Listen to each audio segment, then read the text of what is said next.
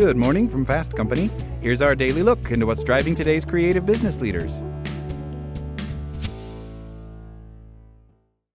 Leaders today are stretched to their breaking point. Many managers enter their roles wanting to coach and care for their teams. But in today's workplace, that vision is colliding with a lengthening list of competing pressures, performance metrics, shifting workplace norms, and the unrelenting emotional labor of guiding teams through crisis after crisis. As one manager told me, I want to be an empathetic leader and support my team, but we still have to make the numbers. Mostly, I just stay later myself. Another admitted, last year I ended up in the hospital. Newly released workplace data from Gallup reflects this worrying reality. In 2024, global engagement declined for just the second time in the past 12 months. It fell in 2020 as the pandemic swept across the globe, and it fell again last year.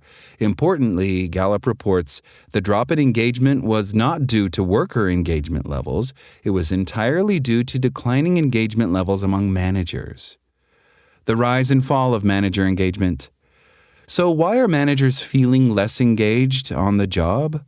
Gallup cites workplace disruption over the past 5 years due to the pandemic, a hiring boom and bust, workplace restructurings, supply chain challenges, and changing expectations around technology and flexible work.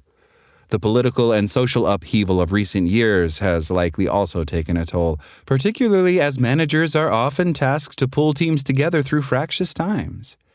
In a 2024 survey by mental health care provider Headspace, 98% of employees reported that global events affect their mental health at work. According to a recent report by mental health benefits broker Lyra, 85% of human resources leaders agree that managers are an integral part of our workplace mental health strategy. Unfortunately, just 39% also agree that they provide those managers with resources to support mental well-being at work. The disproportionate stress that managers face, the report adds, is due to high expectations for supporting workforce mental health paired with limited resources. We can observe demographic differences in who is the most impacted, too. Notably, Gallup found the steepest declines in engagement among managers under 35, down 5%, and female managers, down 7%. In my experience, these are also the managers most likely to absorb emotional labor, taking on additional responsibility for their team's mental health while struggling to set boundaries for themselves. It's a recipe for leadership fatigue. How managers can overcome leadership exhaustion. So where does that leave today's leaders, especially those torn between showing up for their teams and preserving their own capacity? The answer isn't to dial down your empathy.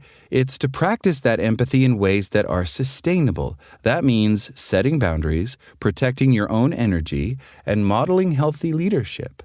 Here are a few ways to start. Stop fixing and start coaching. It's natural to want to help when a team member brings a problem to you, but jumping in with solutions can create dependency and drain your reserves. Instead, respond with curiosity. What have you tried so far? Or what do you think would help? This approach empowers your team to develop resilience and creative thinking while also preserving your bandwidth. They may even come up with some great solutions that hadn't occurred to you. Structure routines to preserve your own energy. There's no rule that says good leaders need an open-door policy or a standing Monday meeting. If your current routines are depleting you, change them. Could you cluster one-on-ones into 2 days a week? Shift updates to asynchronous channels like email or Slack. Your energy is a finite resource. Structure your week to protect it. Interrogate urgency.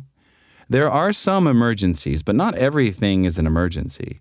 Preserve your energy for when you really need it. Start asking, does this need to happen now?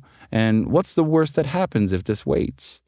Helping your team and yourself reset expectations around urgency can relieve pressure and improve decision-making. Pursue your own goals.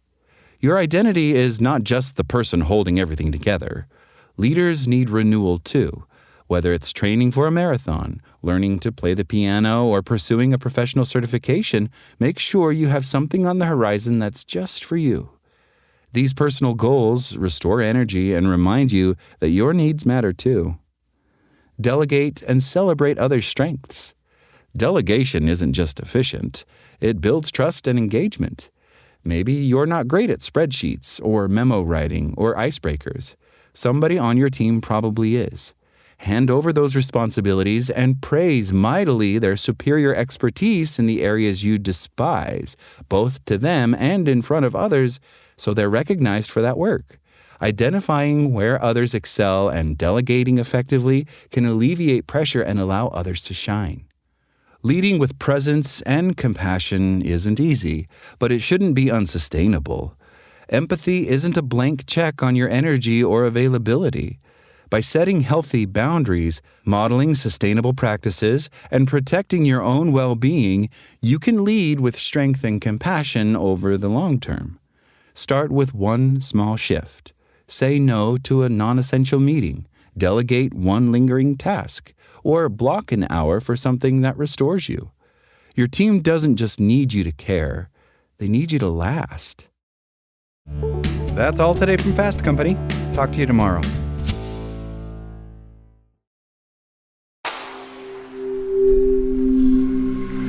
SpokenLayer.